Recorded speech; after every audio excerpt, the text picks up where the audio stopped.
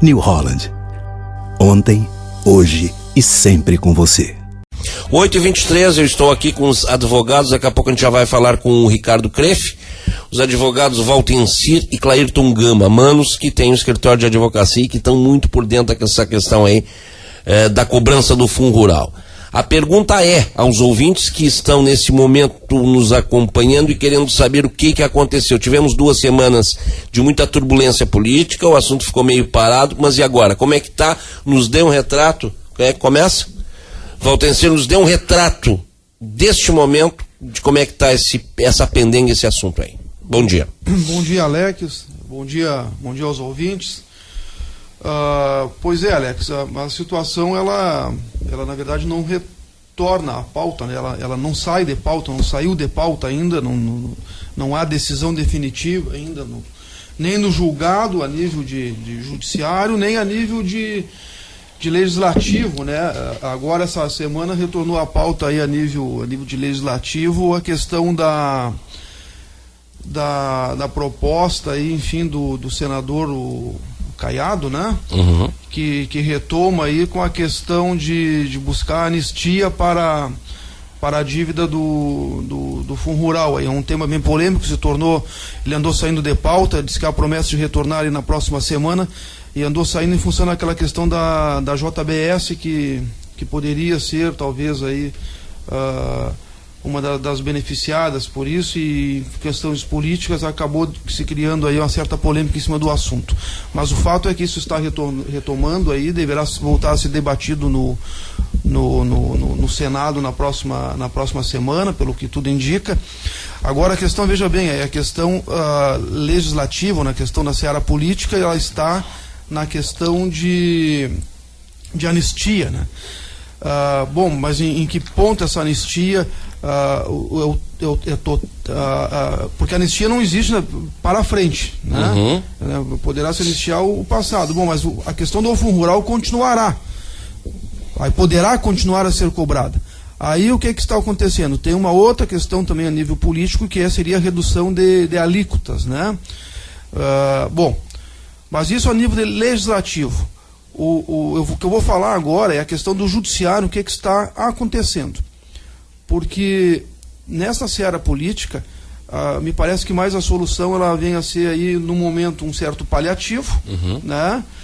Com essa questão da anistia, que se der certo, coisa boa, vai se resolver um menor de um problema aí, desse passivo que surgiu aí, que, enfim, que carregaram de presente aí, né, para toda a classe da agropecuária. Enfim, se resolve essa questão na seara política, com a questão do passivo, tomara que isso dê certo, tomara que se resolva realmente, mas de como que continua a questão do Fundo Rural daqui para frente, né? Mesmo que haja, está se ventilando lá via executivo, então a questão de redução de alíquota, mas como que ele vai exportar daqui para frente. E lá no judiciário se está discutindo o que ainda é naquele recurso extraordinário. Ainda se está discutindo o que houve aquela decisão, aí, que todos nós sabemos, aquela recente decisão no Supremo Tribunal Federal, uhum, que validou pela constitucionalidade da cobrança do Fundo Rural. Aquele recurso, ele ainda não tem decisão, como todos nós sabemos, não tem decisão transitada em julgado, ele não tem decisão final ainda. Uhum. Pois bem, e há também, como já foi comentado algumas outras vezes, um outro processo, digamos assim, para simplificar, ficar mais fácil para todos nós. Há um outro processo também no Supremo Tribunal Federal, que é uma ação direta de inconstitucionalidade. Então tem esse recurso extraordinário que foi julgado já no Supremo, agora ele está dependendo aí de julgamento de embargos de divergência e depois da modulação dos efeitos desse julgado, mas ele está assim já num passo bem adiantado, né? A gente vê que ele está num passo bem adiantado. E há esta ADIM, que é a ação direta de inconstitucionalidade, que é a número 4.395, ela foi ajuizada lá pela Abrafigo, essa ADIM. Essa ainda não foi julgada. Pois bem, nesta ADIM, nós ingressamos agora, quando eu digo, é a União Brasileira dos Agraristas Universitários, uhum, que é uma entidade da qual eu tenho a grata satisfação de ser um dos fundadores, e fazer parte atualmente da UBAL, que chama-se União Brasileira dos Agraristas Universitários, é uma entidade com sede em Porto Alegre e ela atua no Brasil todo, uma entidade ligada a uma associação mundial também de estudos do direito do agronegócio. Né? O que foi feito?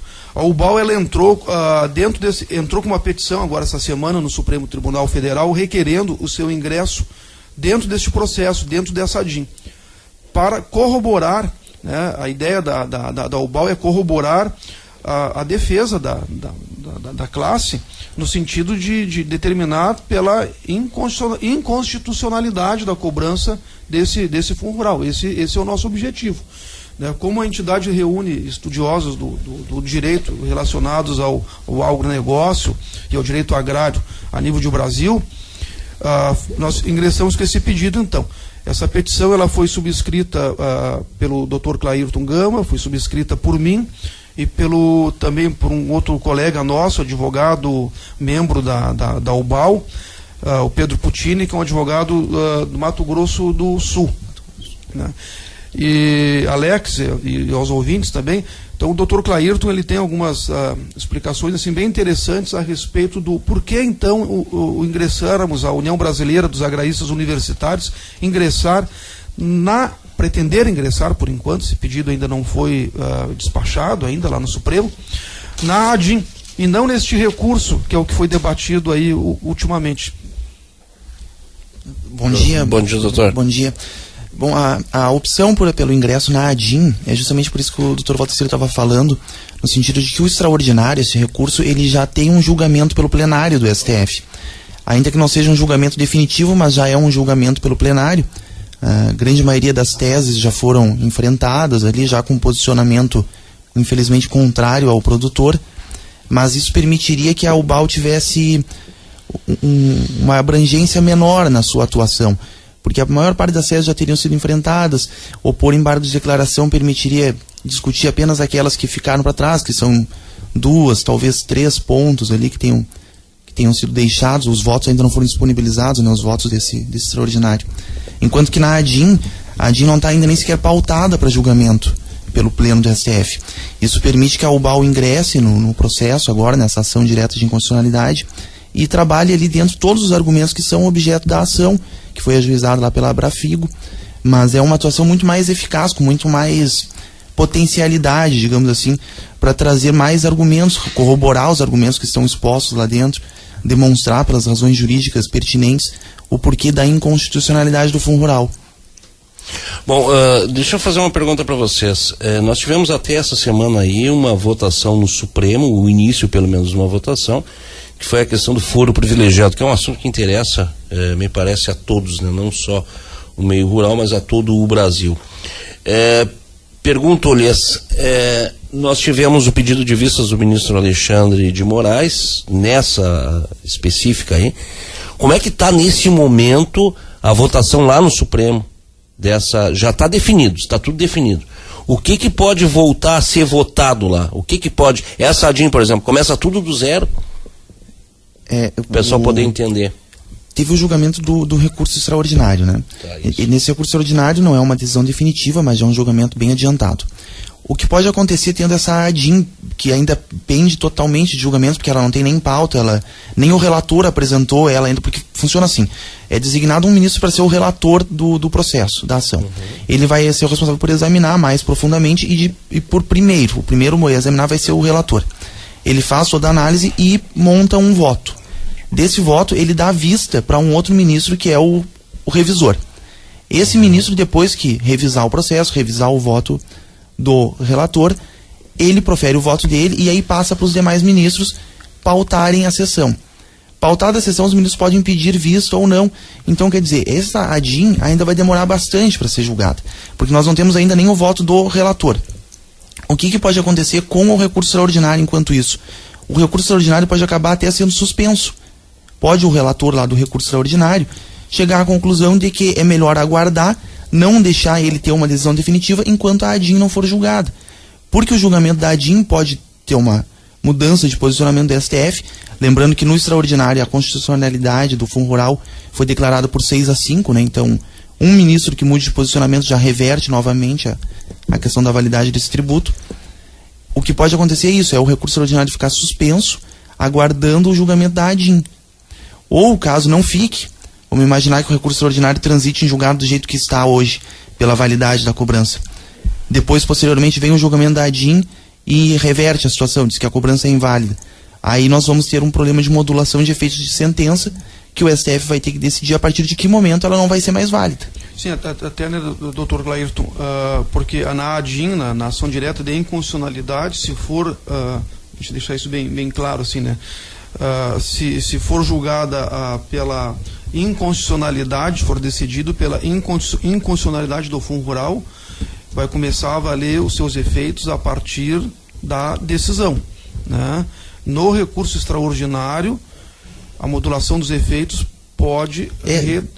Se a ADIM for julgada no momento posterior ao trânsito em julgado do extraordinário, aí a ADIM dificilmente vai retroagir, porque daí nós vamos ter uma posição do STF ali conflitante até. O STF vai dizer que num período é válido e no outro período não é mais. É uma situação bem complicada. Por isso eu acredito, de repente, na suspensão do julgamento desse extraordinário, justamente para evitar esse conflito de decisões, que é bem possível de acontecer, porque, volto a dizer, foi 6-5 o placar, né? Foi por um voto. Agora são 8h34, 8 horas e 34 minutos, com temperatura. A gente está com um probleminha aí no aplicativo da emissora. Está fora do ar, né? O pessoal falou aqui, mas a gente está tentando resolver esse problema o mais rápido possível. Vamos fazer eu tenho uma entrevista aí, Diego, que eu fiz com o Ludwig, o Gustavo Ludwig, ele é o presidente da Brazilian Rice. Vamos botar essa entrevista no ar aí. Ele fala sobre exportação de arroz. Impressionante o crescimento das empresas parceiras e do volume de negócio também feito com outros países. Vamos ouvir aí.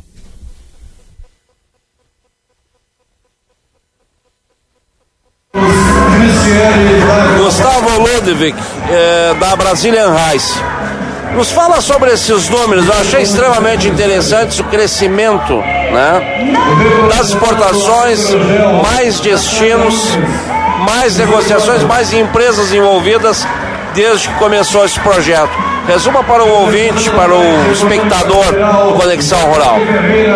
O trabalho do Brazilian Rice é capacitar as empresas para o mercado internacional, mostrar para elas as oportunidades que existem muito mais além das fronteiras do Brasil, né, levá-las a mercados internacionais através de feiras, eventos, missões, trazer importadores para cá. E esse trabalho começou a ser feito lá em 2012, hoje já está trazendo muitos efeitos, né? Aumentamos em mais de 15 o número de países exportados, as indústrias, as exportadoras, passamos de 13 indústrias para 20 em 2013 para 2016. Então é um trabalho muito de capacitação e fomento que vem sendo feito e vem gerando resultados para a indústria do arroz brasileiro. O Brasil é o segundo maior exportador e produtor de arroz depois da Ásia, né? O que ainda falta para o arroz brasileiro ganhar mais em novos mercados, Gustavo? A gente tem um problema de custo. Como o Thiago Barato vem falando, o custo do arroz brasileiro, nosso custo de produção é muito alto. A qualidade já é muito reconhecida. Então, quanto à imagem do arroz brasileiro nos mercados internacionais, nós estamos muito bem. Se nós tivéssemos um preço melhor, mais baixo no mercado internacional, nós poderíamos fazer muito mais resultados do que fizemos hoje. Muito obrigado, parabéns aí pela apresentação. É um prazer estar aqui no Alegrete, espero voltar mais vezes. Agora são 8 horas 7 minutos, com temperatura de 10 graus nesse momento. Esse é o programa Conexão Rural. Deixa eu só me ajeitar aqui, que a coisa tá... Agora sim. Vamos lá. É que eu tenho que ter o meu retorno aqui, porque senão fica complicado, né, meu amigo Diego? 8h37. Vamos fazer um contato com o Ricardo? Fazer um contato com o Ricardo Creff para falar sobre a questão aí fazer um balanço aí. Deixa eu também enviar um abraço, eu preciso enviar um abraço para nossa equipe lá do IRGA. Um abraço para Vera, um abraço para o Davi, grande Davi, e o meu amigo Romeu Tits, né? E o Marcelo também, né? O Marcelo, esses dias aqui eu não falei o nome dele, ficou bravo comigo. Então, um abraço aí pro Marcelo. E também, aliás, esse pessoal do IRG que pega junto e pega pra valer. Estaremos juntos agora no Encontros do Campo, que vai acontecer em agosto. Local ainda a definir, porque o nosso Sindicato Rural estará fazendo uma reforma nesse período lá, mas nós estaremos definindo. Mas a data já está definida, viu? A data já está definida, será o primeiro no dia 3, o outro no dia 17 e o outro no dia 3, 17, 22 e 24. Por que não dia 10? Porque justamente nessa data está acontecendo lá em Gramado o nosso seminário do arroz irrigado, que é uma promoção do IRGA, e que estará lá com certeza também o nosso Ricardo Creff, né, Ricardo? Nesse seminário que acontece lá em Gramado, dias 8, e peço um pouquinho para tu baixar o retorno. 8 e 11 de agosto lá em Gramado. Estaremos todos lá também nesse evento e depois viemos aqui para Camaquã no nosso evento aqui. Muito bom dia, Ricardo. Bom dia, Alex. Bom dia aos ouvintes do programa Conexão Rural. Tudo bem? Tudo tranquilo, tudo bem, meu amigo. Estava falando do seminário que acontece agora em agosto lá, né? Dos dias... começa no dia 8, né? Dia 8. E vai até o dia 11. Muito debate, muita conversa sobre... e muita informação sobre o arroz irrigado, né, Ricardo? É o Congresso Brasileiro de Arroz Irrigado, né? O evento mais importante do país e do Cone Sul como um todo, em cima de tudo que existe sobre arroz de uma forma bastante profunda. É um congresso de informações técnicas profundas, assim, de pesquisa. Então, é um evento muito importante para a cadeia, né, Tim? Pois é. Ricardo, vamos fazer um balanço aí dessa safra na nossa planície costeira interna e como um todo também, né? Tínhamos inicialmente uma ideia de uma safra maior até, mas ali nos últimos dias, ali nas últimas semanas, o tempo acabou dando não ajudou como deveria, acabou estabilizando. Não foi uma super safra, mas foi uma safra muito boa, né, Ricardo? Foi uma safra muito boa, sim, Alex. Muito boa, acho que resultado de muito empenho dos produtores de toda a cadeia em cima de resultados de produtividade elevados, e realmente o resultado veio em cima de uma conscientização de que todas as pessoas envolvidas deem o seu máximo em cada etapa de atuação, e o resultado veio. Até foi um ano complicado no sentido de informações. Eu acho que houve um desencontro de informações muito grandes entre as instituições, e nós nunca falamos em super safra, e foi veiculado isso e ficou até uma coisa chata num determinado momento para a instituição IRGA, porque nós não vínhamos falando em super safra, vínhamos falando uma safra normal, porque estávamos trabalhando em cima de uma safra do ano passado com uma queda de 16%, muito elevada, um ano de El Niño intenso, muito complicado, e nós recuperamos as produtividades que nós vínhamos obtendo nas safras anteriores, com algum acréscimo, né, Alex? O que ficou, o que dá para te dizer aqui da planície costeira interna? Eu gostaria que tu explicasse para o nosso ouvinte qual é a abrangência da nossa planície costeira interna. Gostaria que tu falasse sobre a produtividade alcançada aqui, Ricardo.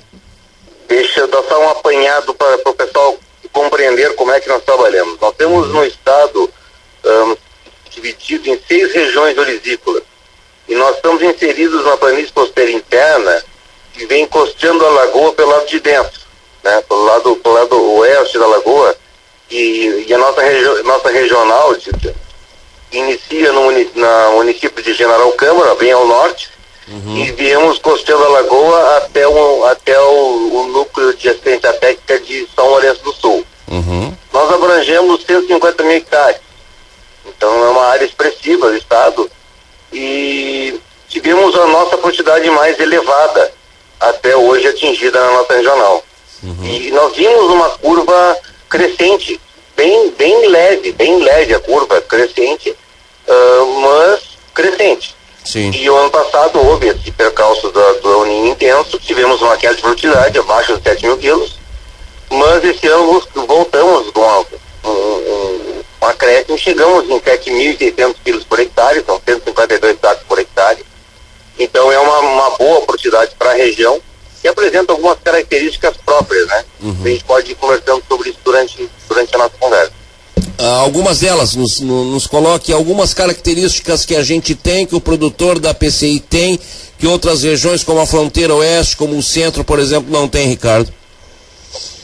O que a gente observa, Alex, em primeiro lugar, é o seguinte, é que todos os nossos estados, todos os nossos municípios da nossa região, que nós atendemos 28 municípios com 1.300 produtores na nossa regional, desses 150 mil hectares, e nós temos casos de produtores com sucesso de produtividade elevada, de bom planejamento, de boa eficiência agronômica e econômica e administrativa em seus lugares.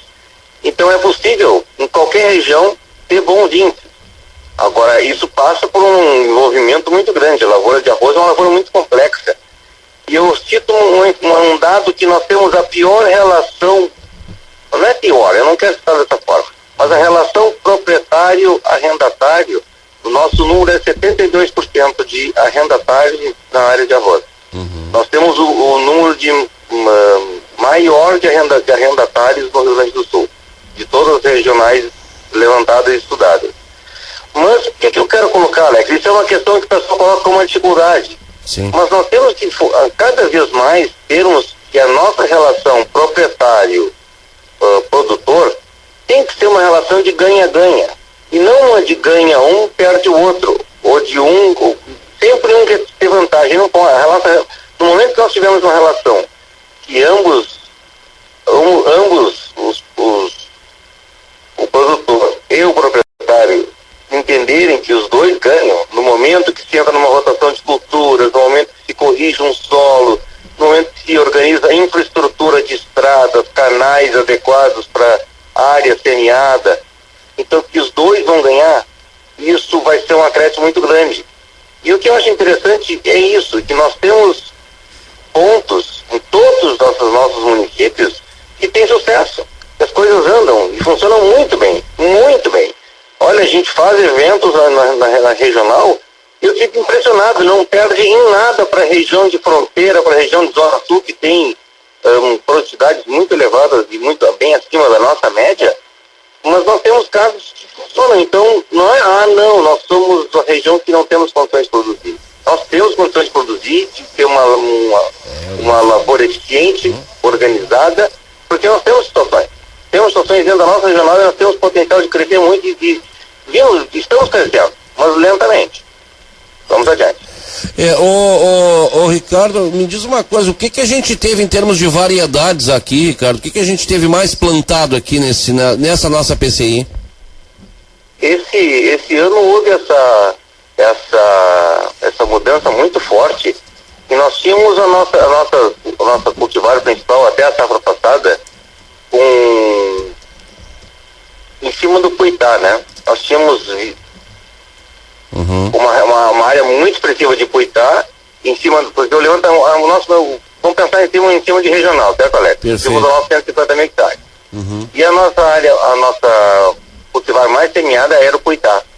E depois nós tínhamos os Epagres, que são importantes, com 30% também, o Puitá com 32%, e esse ano nós já mudamos totalmente para o panorama das cultivares. O ISA 424 entrou com muita força, né, muita força, e nós tivemos na nossa regional 42% do ISA 424 RI. Mas a sensação que nós tínhamos no início da safra é que nós teríamos 70% de 424. Você lembra, Alex? No início do plantio era só que se falava do 24 e tal. E Rodrigo? Realmente é uma cultivar com potencial de produção, estabilidade e resistência à agrozone muito interessante. Mas mesmo assim, Rodrigo, mesmo assim, a gente ouve aí que algumas indústrias contestam, de certa forma, 424, até para os próprios produtores. Nos fale um pouquinho sobre essa relação, é meio complicado, mas a princípio parece mais, e até o próprio Daire colocou muito bem nesse encontro lá do Alegrete, é mais uma forma de barganha da própria indústria, tu entendeu? Com forma de negociação, do que necessariamente o produto com algum problema, né? Eu diria que realmente o melhoramento, o IRGA não conseguiu dar a qualidade do 24, a qualidade que é o sonho o sonho do melhorista, em cima de uma qualidade de um IRGA 417 ou de um IRGA 409. Sim. Nós não temos a mesma qualidade, não sabemos disso.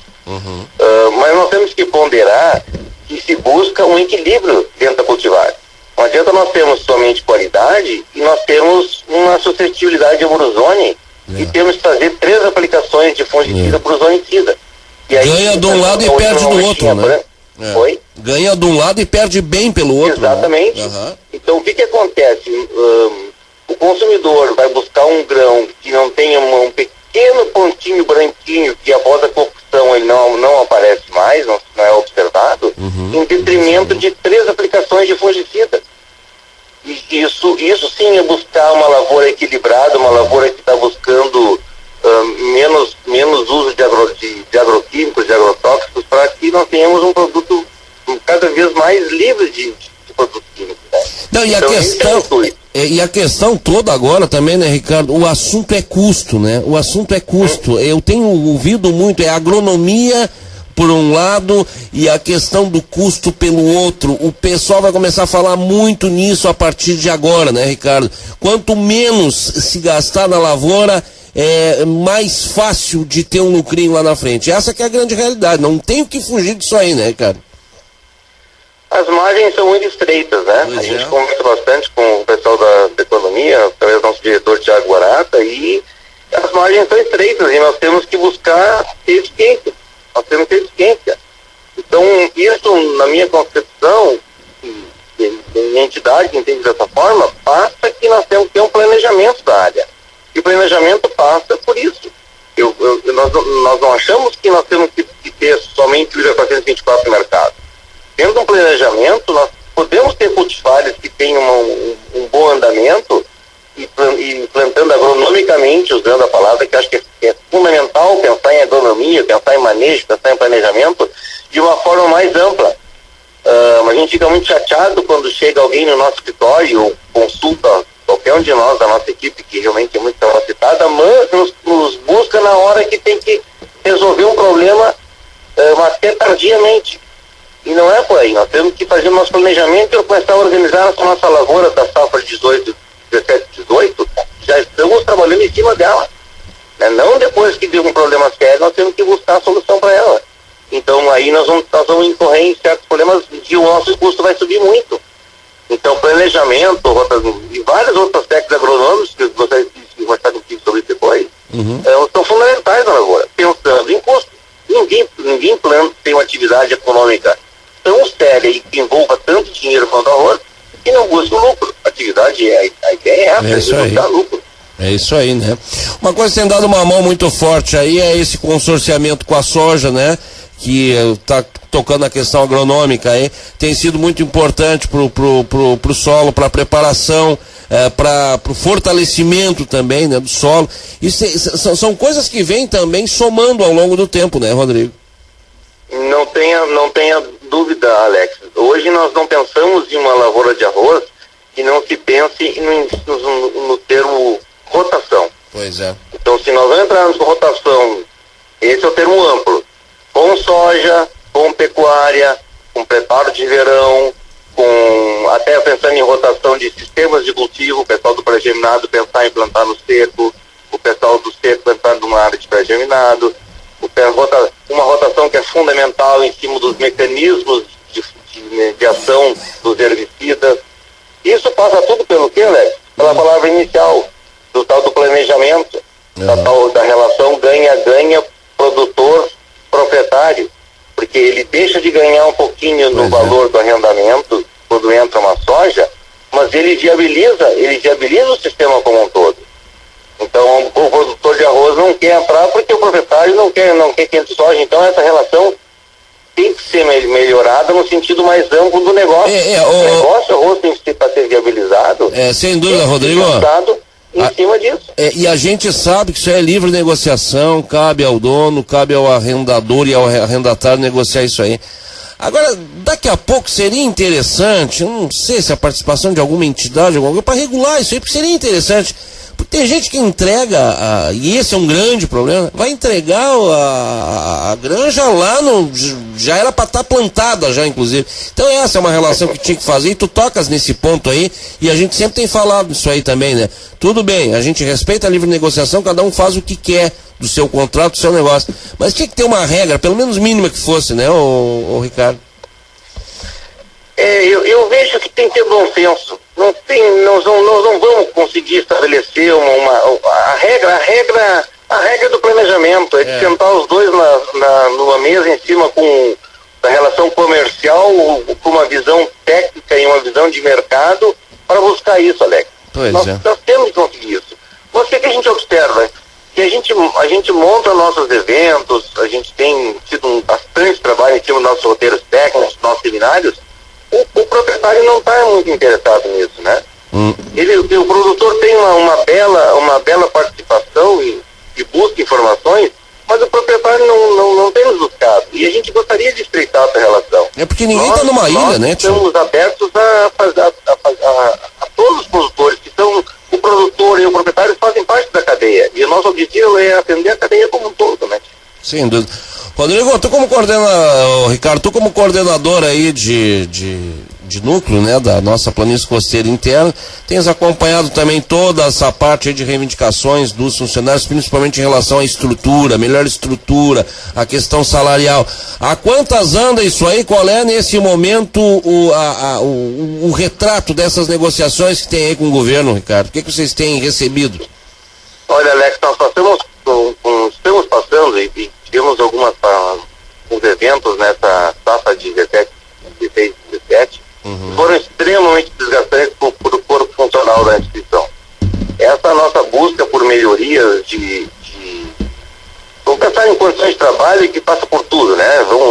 Vamos pegar uma parte bem ampla, assim. Sim. E a perda de colegas extremamente qualificados da nossa instituição é uma perda irreparável. E nós, como gestor, digamos, da PCI, da Planície Costeira Interna, junto com a equipe maravilhosa de técnicos que nós temos uma equipe muito qualificada na regional, e estamos perdendo colegas de tanto nível de pesquisa, quanto nível de extensão rural, quanto nível de administrativo. E nós perdemos alguns colegas da pesquisa na área de plantas daninhas, teremos colegas para a área de fitopatologia, que são muito difíceis de nós contornarmos isso. E nos entristece, porque nós trabalhamos como uma entidade que tem pesquisa, que tem extensão. É um dos casos do mundo que a coisa funciona dessa forma. E não adianta nós gerarmos uma informação numa instituição de pesquisa que nós vamos levar no seu campo. Então a importância da extensão rural é fundamental, mas ela é baseada na pesquisa.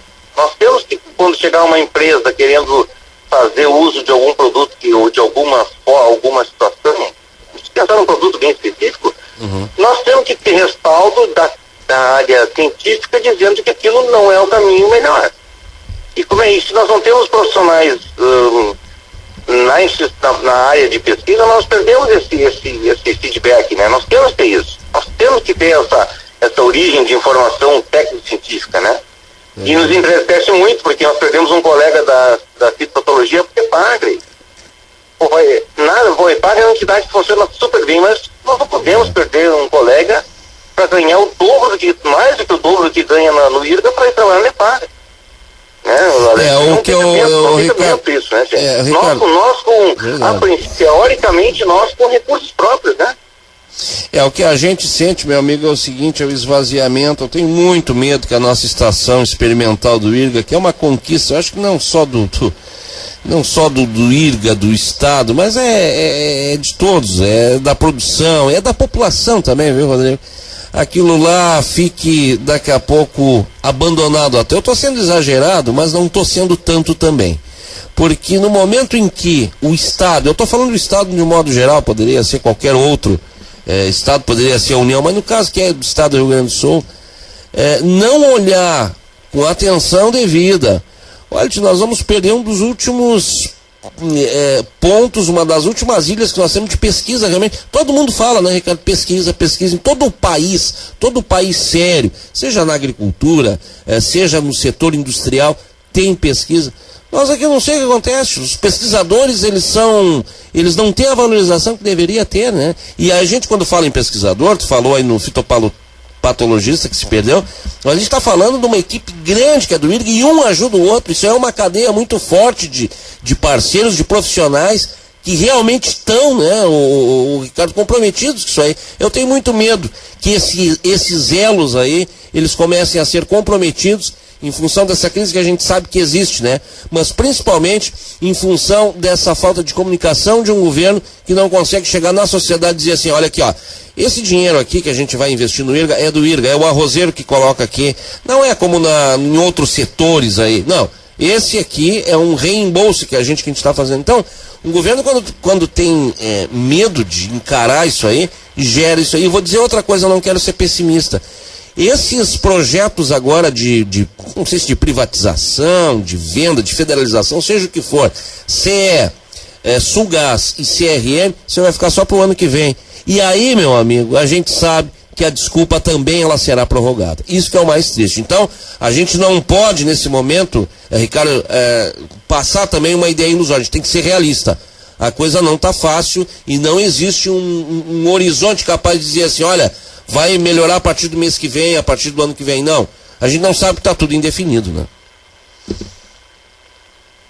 Ricardo. Tu tem toda a razão da forma que tu colocas a tua visão bem ampla e nos entristece muito de nós sabermos que hoje nós somos técnico-científicos que estamos vinculados ao Estado que temos a menor remuneração de todas. Então nós ganhamos menos que nada contra os colegas de outras áreas, menos do que o pessoal da Secretaria de Agricultura, menos que os colegas da Emater. E não posso dizer que o nosso trabalho é mais importante, o deles é mais importante, mas não tem sentido isso. Se nós recorremos essa taxa de 60 centavos por saco de arroz comercializado, e somente a metade vem para o IRGA, então que desonere o produtor. Nós estamos falando de imposto, então não tem sentido nós pagarmos a CDO e pagarmos ICMS e vários impostos e não ter o retorno. Essa é a nossa bronca que todo mundo tem. Então a gente, infelizmente, o esquema do Caixa Única, que a receita do IRGA cai lá, isso, e para nós tirarmos de lá, olha, eu tenho acompanhado mais de perto a parte da tentativa da administração nisso, e os esforços do Quinter e do Maurício e da administração toda, e é muito difícil. E hoje eu vejo um esforço muito forte da área da pesquisa, em cima do nosso gerente Rodrigo, para tentar manter a pesquisa funcionando. Mas sem gente, as coisas não vão, né, Alex? E o dinheiro da CDO caiu no horto, tá morto, né? É um negócio impressionante, né? Caiu lá no Caixa Único do Estado, não volta. Ô, Ricardo, grande abraço pra ti, muito obrigado. Apareça mais vezes aqui no nosso programa, meu amigo. Uma hora ao vivo aqui no estúdio também. Eu vou me organizar para nós passarmos um sábado pela manhã junto aí, para nós podermos avançar nas discussões. Isso, eu agradeço a atenção de todos, eu gostaria de desejar um bom planejamento da safra de 17 e 18, e vamos ter bastante ações. Eu faço questão de dar um pulo aí para nós colocarmos que nós estamos trabalhando muito forte em cima do nosso projeto 10+, em cima do nosso projeto soja 6.000 e soja de entrada, e vamos convidar os produtores. Eu gostaria de fazer uma chamada já, Alex. Nós vamos ter muitas participações, muitos eventos a serem organizados pelas nossas equipes dos núcleos de assistência técnica, e contamos com a participação de todos, produtores, proprietários, pessoal da indústria, para que a gente tenha uma discussão bastante ampla em cima da cadeia hortícola, que é uma cadeia fundamental para o Rio Grande do Sul, para a nossa metade sul. Um abraço, um bom sábado a todos e um sucesso a todos. Muito obrigado, Ricardo Crefe, agrônomo, que é o coordenador da planície costeira interna do nosso IRGA, que abrange os NATs aqui, vários NATs da região, inclusive o nosso, inclusive de Tapes, de São Lourenço. Deixa eu atualizar aqui as saudações, o João Rolfe nos escutando, o Alamir Branco, parabéns pelo assunto. Grande, Alamir, tô com saudade de vocês, Alamir. O meu amigo Branco também. O Ricardo Schenfel, agora sim estão na escuta, né? Tava com um problema aplicativo. Nós estamos ao vivo no Facebook também, viu, pessoal? Se quiser nos ouvir, é uma das alternativas aqui, ao vivo no Facebook. Assistir e ouvir também. Daqui a pouco o sujeito não consegue assistir, ouve, né? Também vai assistir, né? Essas latinhas aqui, né? Hein? Ouve, né? Vai lá, fica navegando e fica só ouvindo, né? Agora são 9h02, vamos a Brasília. Deixa eu atualizar mais aqui só um pouquinho. Deixa eu atualizar. O Silvio Rafael também na nossa escuta. Grande Silvinho, um grande abraço, Silvinho. Vamos a Brasília. José Carlos Pires. Zé, deixa eu te fazer, antes de mais nada, antes de tu falar, eu acho que o Temer terminou politicamente, não confundam politicamente com eticamente. Politicamente, me parece que ele termina uma semana melhor do que ele começou, né, Zé? Bom dia. Bom dia, Alex Soares. Bom dia, meus amigos de Camaquã. Bom dia, ouvintes da Conexão Rural. Eu vou começar com uma frase aqui, ó. No governo Dilma, a crise econômica criou a crise política. Veja só, no governo Dilma, a crise econômica criou a crise política. Enquanto que no governo Temer, a política está criando dificuldades para a economia. É o contrário. Veja que antes foi a crise econômica, agora é a crise política, entendeu? Eu quero dizer, Alex, que apesar dos problemas que está havendo aí, que aumentou agora essa noite, né? Com a prisão do Rodrigo Rocha Loures, a Polícia Federal prendeu o Rodrigo, já está na cadeia, aqui em Brasília. Está sem foro, né? Pois é. Isso aí é muito ruim pro governo Temer. Isso é muito ruim para ele. Deixa eu te perguntar uma coisa, Zé. O fato de o governo ter tirado o Osmar Serraglio do ministério e tentar botar no outro e ele não quis, não foi uma pichotada? Eles calcularam mal aquilo, porque no momento que eles tiraram o Serraglio, poderia haver uma reação dele de não querer ir para um outro ministério, assim como acabou acontecendo. Ele voltando para a Câmara, o Loures perdeu o mandato, porque ele é suplente, e automaticamente perdeu o foro. Não houve um erro de cálculo aí na coordenação do governo? Eu acho que houve um erro desde o início. Entendeu? O primeiro erro foi ter colocado o Serraglio. O Serraglio não é homem para aquela área ali. Ele não é do ramo. Entendeu? Ele é advogado, mas ele está muito longe dessa área há muito tempo. Ele é um homem legislativo, entendeu? E ali não, ali tem que botar um jurista, tem que fazer o que fizeram. Esse Torquato, esse é o homem certo. Ele realmente é um conhecedor da área, entendeu? Bom, e evidentemente, o que eu acho que eles deveriam ter negociado, porque aquele cargo, eles dizem que aquele cargo é do Paraná, eles tinham que ter negociado quando estavam tirando o Serraglio, eles tinham que negociar com algum deputado do Paraná e colocar em algum outro lugar, talvez na cultura, entendeu? Houve um erro estratégico, sim, entendeu?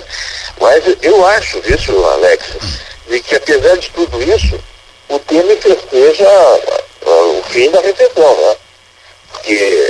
O PIB, a notícia boa do Temer, isso aí alavancou e neutralizou de certa forma esse desgaste grande aí, foi essa retomada do PIB aí pequenininho, né, Zé? Mas é uma retomada, né? Exatamente, já se sente, viu? Já se sente que a economia está se levantando, entendeu? E a agricultura, para mim, não é surpresa, né?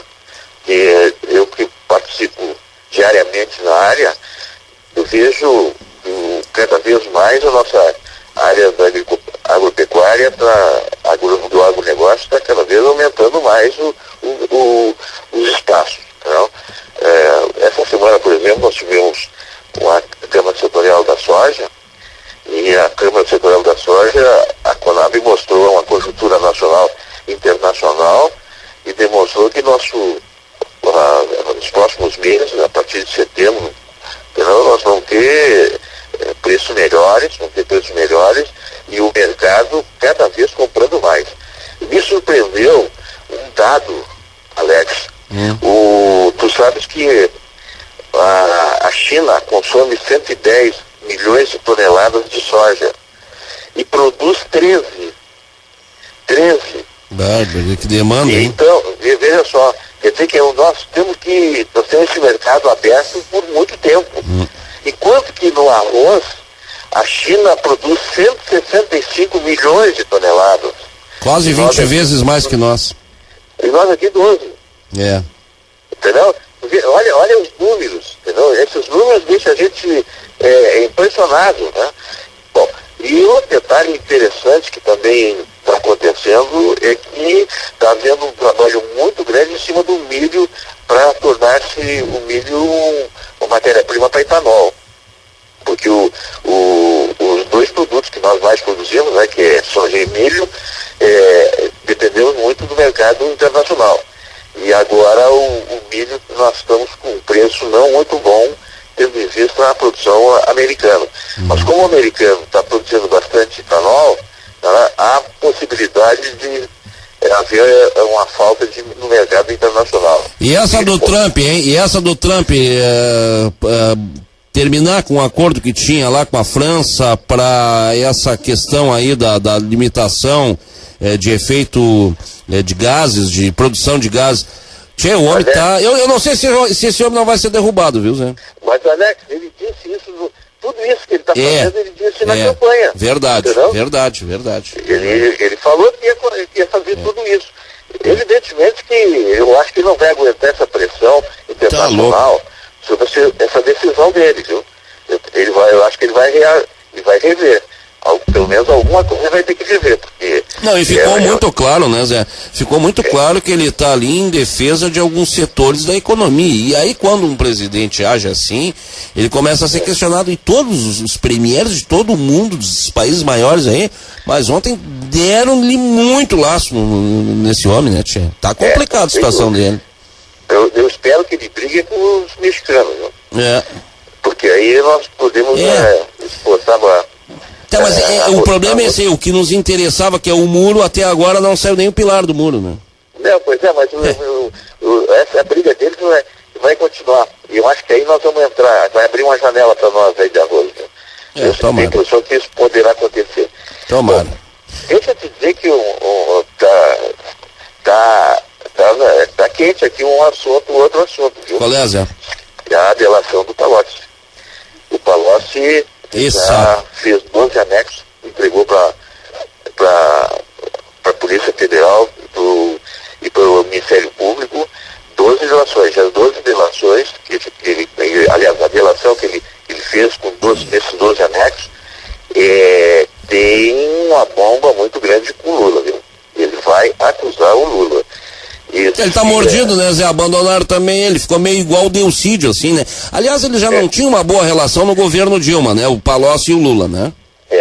Outra coisa também, outra notícia é que o Ministério Público Federal ontem à noite pediu a prisão do Lula, né? Pediu pro Moro ontem à noite. Né? E ainda pediu que fosse cobrado uma multa de 87 milhões de reais. Dele.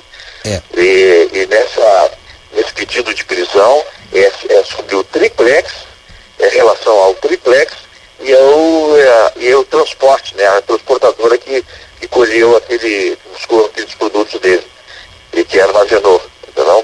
Essa é a notícia da noite. Não, porque assim, se a justiça está pegando todo mundo, se o ex-presidente fez coisa errada e está cada vez mais claro isso aí, tem mais que ir pro Chilindró mesmo, eu não tenho pena nenhuma dessa gente, porque deixou o país essa pindaíba, Zé. Essa pindaíba, que agora que a gente está começando a dizer, não tem pena nenhuma, mas olha, não quero nem saber. E a gente olhando aí hospitais fechando, né? escolas abandonadas, escolas caindo. Ô Zé, os caras falando em milhões aí dessas propinas, o Aécio pedindo 2 milhões num linguajar mais vulgar, né? E os hospitais, aqui o hospital de Belém Velho, aqui em Porto Alegre, Parque Belém, tá fechado. Tem UTI lá, mas não tem porque não tem manutenção, porque não se entende município, estado e governo federal. É uma coisa triste, rapaz. É horrível. Essa emergência servindo como leitos, né? Para doente, não tem mais leitos nos hospitais. É impressionante. Bom, mas tem o plano safra agora de quarta-feira, né? Pois é, vai ser anunciado quarta, né? Quarta-feira, às 11 horas da manhã no Palácio. E o plano safra, pelo que a gente está ouvindo aqui, é o seguinte: o plano safra é melhor que o ano do ano passado. Vai ter redução de juro? Vai ter 1%. Já está fechado, 1%. E o detalhe que vai melhorar o assunto do seguro também, eles vão resolver o problema do seguro. E vou dizer assim, o governo vai abrir o cofre para a agricultura. Porque exatamente é o PIB, né? É o PIB que está levantando a economia nossa. 13,4% de crescimento o agronegócio no primeiro trimestre. Olha aqui, ó, e Alex, tu sabes que a agricultura, o primeiro resultado que dá positivo é nos municípios, né? Isso aí, claro. Os municípios realmente vão ser os primeiros que estão sendo atingidos pelo benefício do agronegócio. Né? Então, Zé, acompanha para nós aí esse Plano Agro quarto e nos traga aí informações, tá, meu amigo? Tá ótimo, então. Um bom dia para vocês e até sábado que vem, se Deus quiser. Um abração, José Carlos Pires, nosso parceiro, nosso comentarista desde Brasília, 9 horas e 13 minutos, 9h13, o programa que tem o oferecimento da Fortral Máquinas Agrícolas. Lembrando que nós temos uma ampla promoção aí de peças, né? Fale lá com o Luiz Alberto, o Beto, fale com o Renato Cardoso, fale com o Diomar, sempre tem uma barbada lá, pode ter certeza que tem um descontinho especial, tem um prazo, sempre tem coisa boa. Folheto Adubos Orgânicos, fertilizante com registro no Ministério da Agricultura. Substitui a adubação convencional da sua lavoura. BR-116, quilômetro 422, entre Cristal e Camaquã aqui. Rodrigo Lemos Costa, Becar Autopeças. O que a gente tem de barbado? Mas assim, ó, não vem com historinha, tem que ser barbada mesmo, pro sujeito ir lá nesse dia de sol.